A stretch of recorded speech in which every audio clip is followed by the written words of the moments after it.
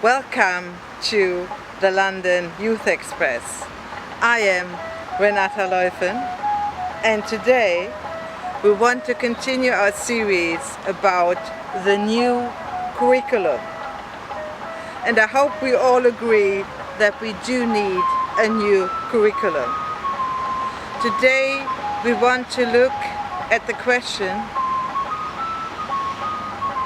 can we eradicate fear from the curriculum? And we want to improve on this question and ask, how can we eradicate fear from the curriculum? How can we abolish fear out of the education system?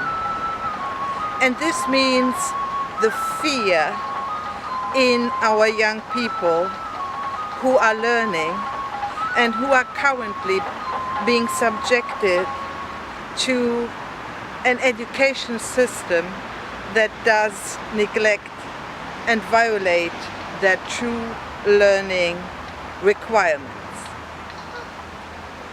First, we want to put forward the belief that it is possible to eliminate all fear from learning, that it is possible to create a new curriculum and a new education system in which children learn without fear. And if you are a parent or a teacher or a young man or woman, wouldn't it be simply great to learn without being afraid?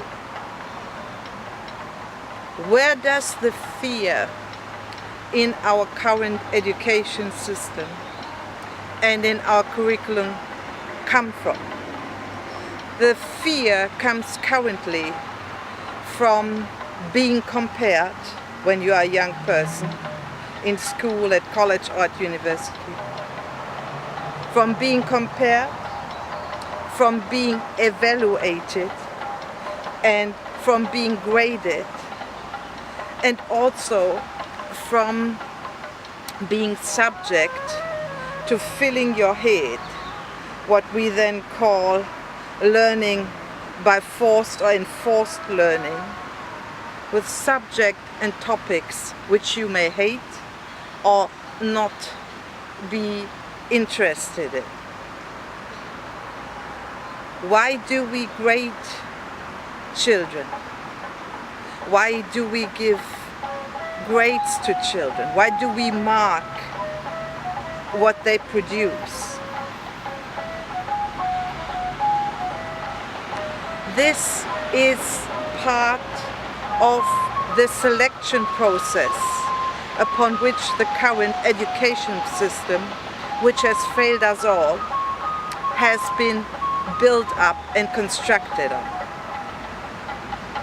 People thought many centuries ago that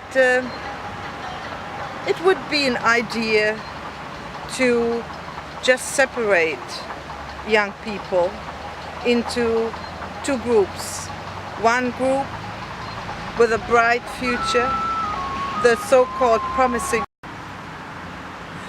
So what has happened is that many years ago people got the idea that it would be good to grade children and to decide as adults which children were bright, which children weren't that bright, which children deserve a good future and which children should not have a future. If we examine this way of thinking, we realize it is inhumane, it is cruel, and it is completely inadequate. The way in which children are graded does not determine who they are and should never determine what quality of future, what kind of future they will be entitled to. So what would happen if we would eliminate grading children? Because it is a system that is based on wrong thinking, its elimination should actually lead to good results, create a humane curriculum, and contribute to the creation of a humane education system and to the renewal of education as such.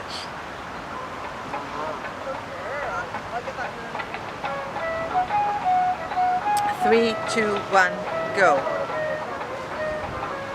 It is essential that we eliminate fear out of the curriculum and out of our education system. And we can do so. And one way of doing this is to just eliminate grading our children. We should opt for an education system and a curriculum that does not punish our children. Learning should always be a positive experience.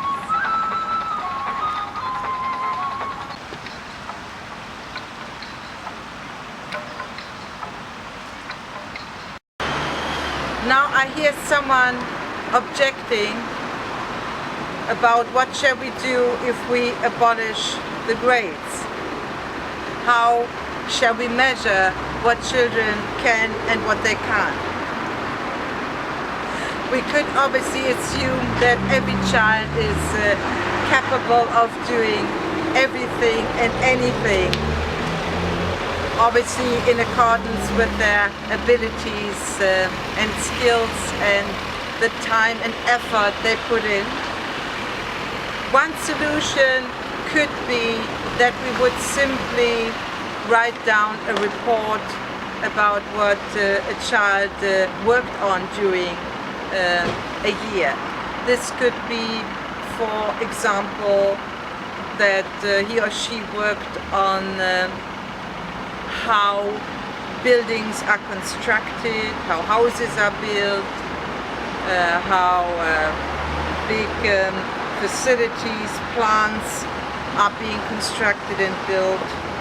Or it could be that the child did perhaps write a book, perhaps a book with adventure stories about herself and a dog.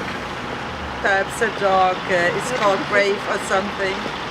Or it could be perhaps a project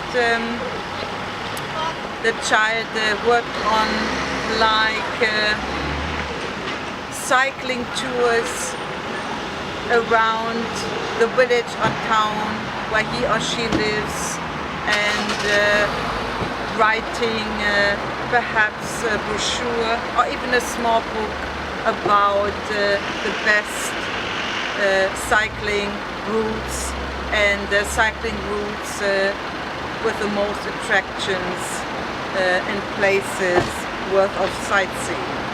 So there are solutions. It is impossible to assume that grading is the only viable option, that there are no alternatives to grading skilled children. There are lots of alternatives and lots of solutions and lots of other ways of doing something good to our children and skipping the grading system.